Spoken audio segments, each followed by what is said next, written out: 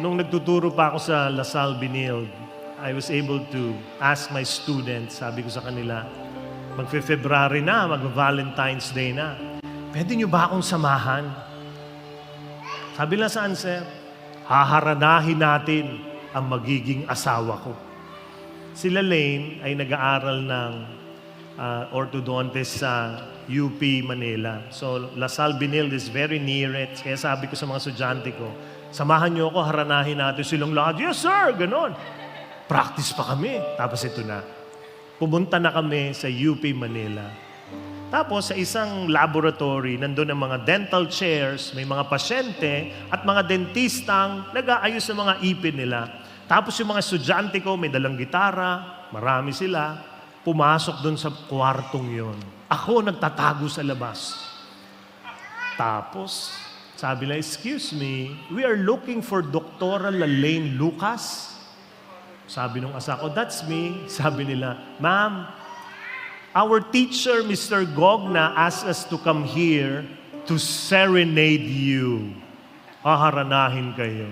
So talagang nagulat silang lahat. Tigil lahat. Yung mga pasyente, nakanganga, gano'n, no? Tigil lahat eh. Tapos kanta na sila. Mahal, pangako sa iyo, hindi magbabago, ikaw lang ang iibigin ko. Tapos kanta sila, talagang sila Lane, kilig na kilig, di ba? Tapos ako, nasa likod lang, may dalang bulaklak at sabi ko sa mga estudyante ko, pagdating ng chorus, ako lang ang kakanta. Pagdating ng chorus, tumabi sila, pumasok ako, may dalang bulaklak. Minsan lang kitang iibigin. Alam mo, sila lang kinuha yung bulaklak, tapos sabi, ikaw talaga! Tapos yung mga pasyente, nakanganga pa rin, no? Alam mo, yung mga estudyante ko, hindi nila makalimutan yun. Because that is what courtship is. You make your loved one feel that he or she is loved. And that is what God is doing every single day of your life. Have you noticed? Kaya from now on, wag mong sasabihin sa sarili mo, sa buhay mo at sa iba, walang nanligaw sa akin. Hindi yun totoo. Pagdilat mo at nakita mo yung bagong araw, may sinasabi ang Diyos sa iyo. Paghigop mo ng masarap mong kape, may sinasabi ang Diyos sa iyo. Pagpunta mo sa trabaho, may sinasabi ang Diyos sa iyo. Pag nakakita ka ng mga taong umingiti, pag tumatawa ka, may sinasabi ang Diyos sa iyo. Ano yon? Mahal, pangako sa iyo, hindi magbabago, ikaw lang ang iibigin ko. Moment of the day, every single moment, God is blessing you and showing you His love. Yun ang sinasabi ng Diyos sa iyo.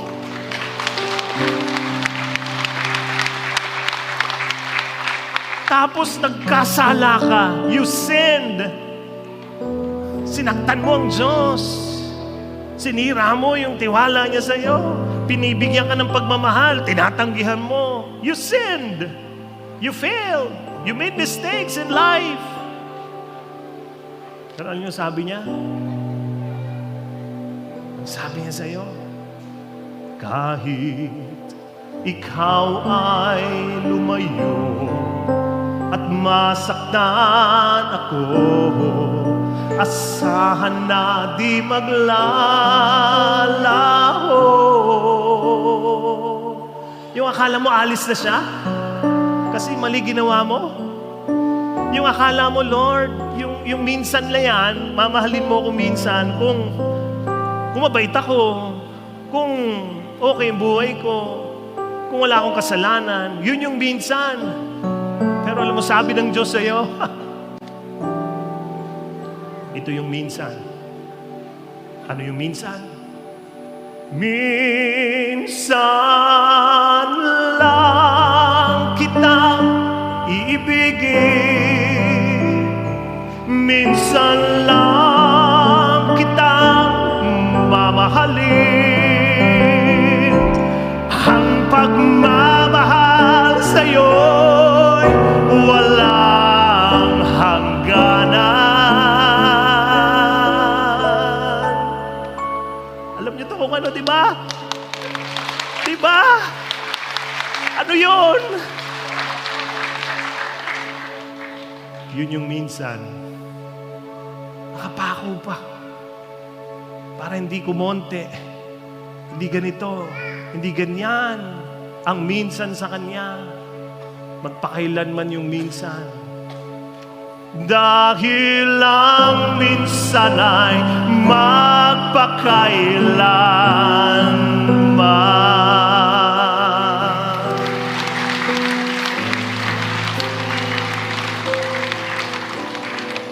Dahil ang minsan ay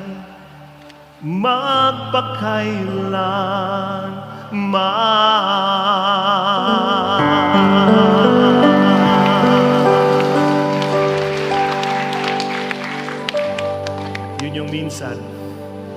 God is courting you every single day. My prayer is that you will see it every day.